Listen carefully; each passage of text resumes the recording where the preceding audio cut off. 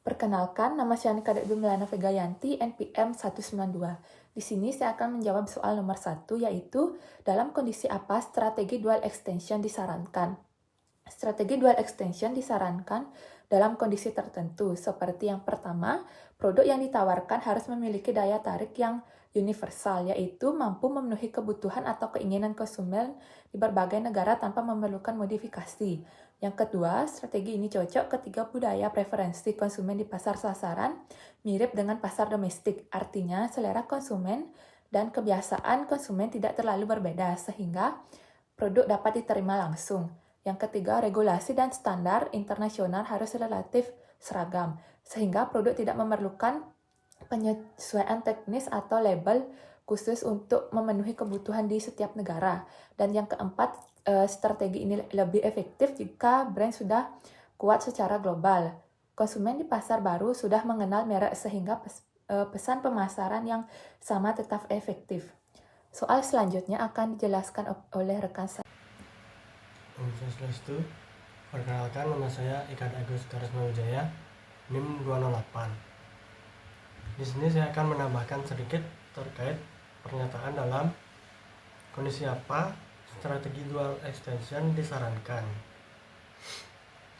Selain kondisi-kondisi tersebut, strategi dual extension juga dapat diterapkan ketika tingkat persaingan internasional relatif homogen.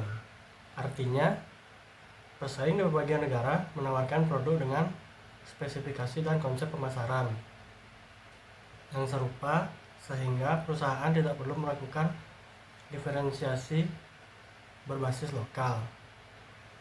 Dalam situasi ini, konsistensi produk dan pesan justru menjadi keunggulan kompetitif karena menciptakan citra merek yang seragam di pasar global.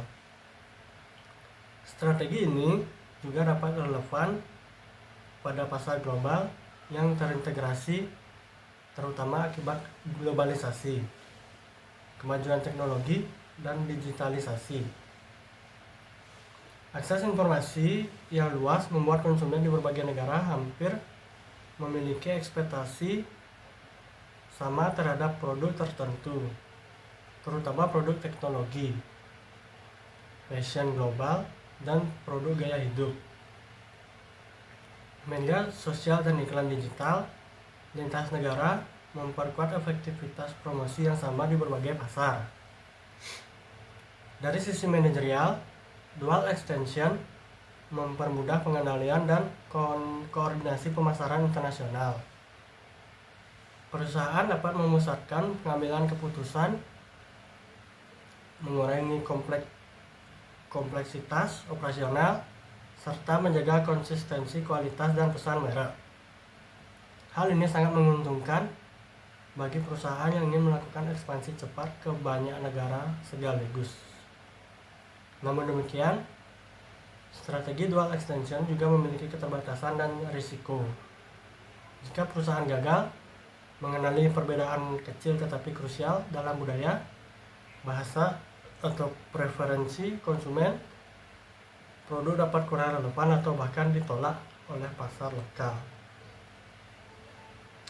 Oleh karena itu, meskipun tidak melakukan adaptasi, perusahaan tetap perlu melakukan riset pasar internasional untuk memastikan bahwa asumsi keseragaman pasar benar-benar valid. Dengan demikian, strategi dual extension bukan sekedar strategi tanpa perubahan, melainkan pendekatan yang menekankan standarisasi global secara efektif. Ketika perusahaan mampu menyeimbangkan efisiensi biaya, kekuatan merek global, serta pemahaman mendalam terhadap kesamaan kebutuhan konsumen lintas negara. Sekian dari saya. Jika ada salah kata, saya mohon maaf. Baik, perkenalkan, nama saya Nimba Ratini Malasari dengan NPM 187. Di sini saya akan menjawab pertanyaan nomor 2, yaitu jelaskan perbedaan antara pendekatan modular dan core product. Perbedaan antara pendekatan modular dan core product terletak pada cara produk dirancang, dikembangkan, dan ditawarkan ke pasar. Pendekatan core product berfokus pada manfaat inti atau nilai utama yang dicari konsumen dari suatu produk. Dalam pendekatan ini, perusahaan menekankan fungsi utama produk sebagai solusi kebutuhan konsumen. Kemudian dapat ditambahkan atribut pelengkap seperti fitur tambahan, desain, atau layanan pendukung. Sementara itu, pendekatan modular melihat produk sebagai kumpulan modul atau komponen terpisah yang dapat dikombinasikan, diganti, atau dikustomisasi sesuai kebutuhan pasar. Setiap modal memiliki fungsi tertentu sehingga produk menjadi lebih fleksibel, mudah dikembangkan, dan dapat disesuaikan dengan preferensi konsumen yang berbeda tanpa harus merancang ulang seluruh produk. Terima kasih. Perkenalkan, nama saya Niputu Surya Maharani, NPM 214. Di sini saya akan menjawab pertanyaan nomor 3, yaitu jelaskan dalam kondisi bagaimana strategi desain produk global lebih tepat digunakan. Strategi desain produk global lebih tepat digunakan dalam kondisi ketika perusahaan beroperasi di pasar internasional yang memiliki kebutuhan konsumen relatif homogen, baik dari sisi fungsi, kualitas, maupun preferensi desain, sehingga suatu standar produk dapat diterima di lintas negara.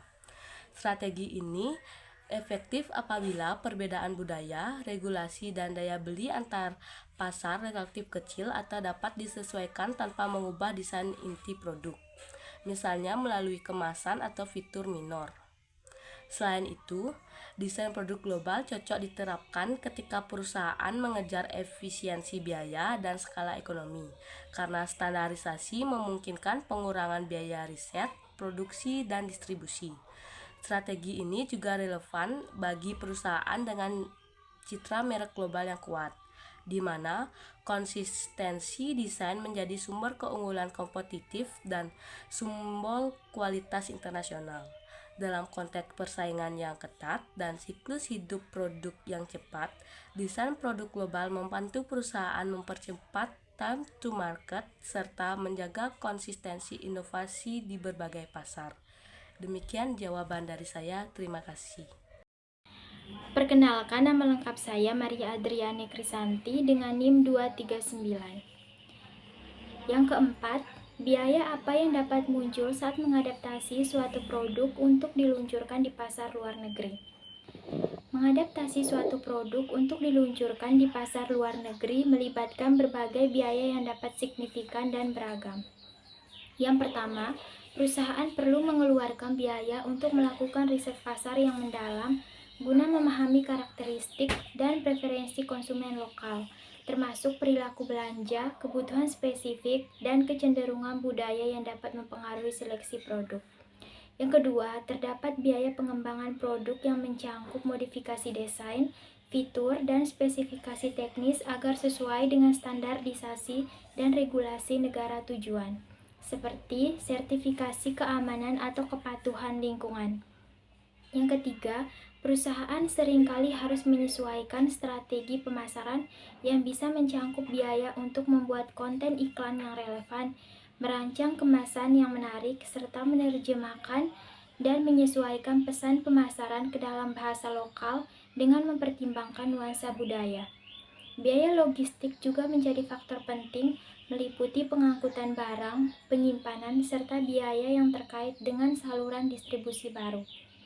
Yang keempat, ada potensi biaya hukum dan administratif terkait pemenuhan regulasi setempat serta pengurusan izin yang diperlukan untuk operasi bisnis di negara tersebut.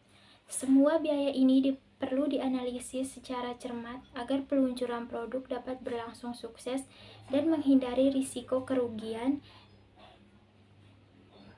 di pasar internasional. Perkenalkan, nama saya Christina Eufroda Tringgredisi, NPM 237. Di sini saya akan menjawab pertanyaan dari soal nomor 5, yaitu pertanyaannya, perusahaan multinasional cenderung bergerak ke arah sprinkler strategi dalam hal keputusan waktu peluncuran global mereka. Apa yang mendorong tren ini? Jawabannya yaitu, perusahaan multinasional terdorong menggunakan sprinkler strategi karena persaingan global yang semakin ketat dan siklus hidup produk yang makin pendek. Sehingga peluncuran cepat dan serentak diperlukan untuk mengamankan pasar sebelum pesaing masuk.